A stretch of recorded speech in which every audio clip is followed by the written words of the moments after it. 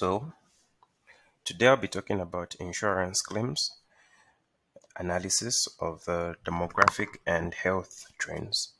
So, I named the company by or after myself, which is Mushauko Insurance Group. Anyway, to get into details, let me just take you a preview through the transformed data. So, the transformed data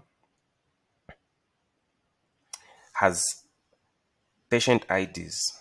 So these patient IDs are aged that, and these are their genders, and that's their body mass index, and that's their blood pressure, and their diabetic, whether they're diabetic or not diabetic, and the number of children they have, if they are a smoker or not a smoker, and the regions they are coming from, and the number of claims they have made.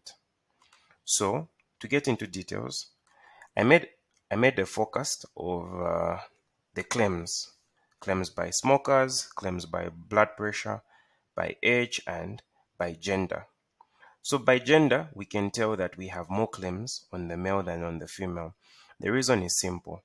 The reason we have more claims on male could be something to do with economic trends where men are trying to fend for families and support them in such times. So you will notice that the younger the man is, the likelihood of them being prone to illnesses is higher.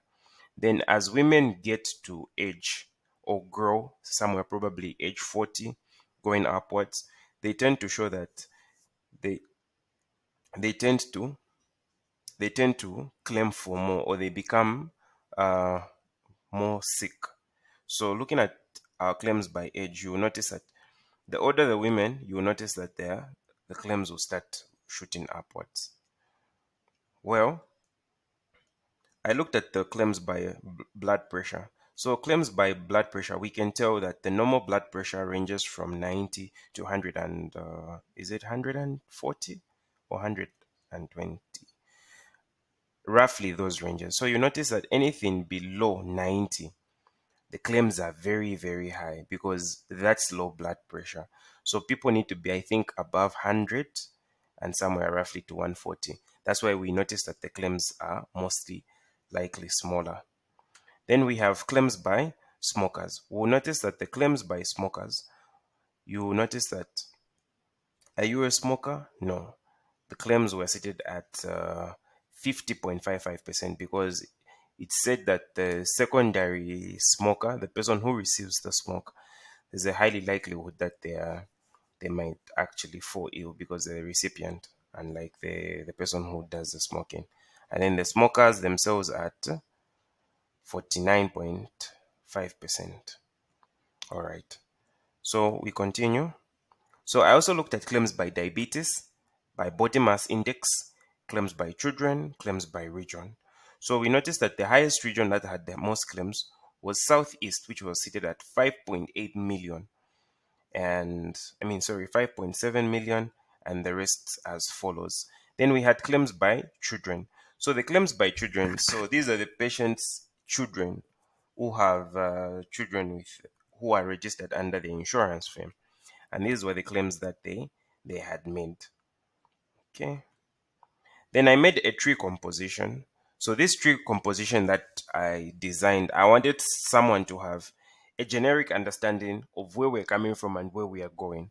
So we need to understand that we have patients, gender, children, smokers, region, and diabetes. So a patient whose gender might be male, right, with zero children,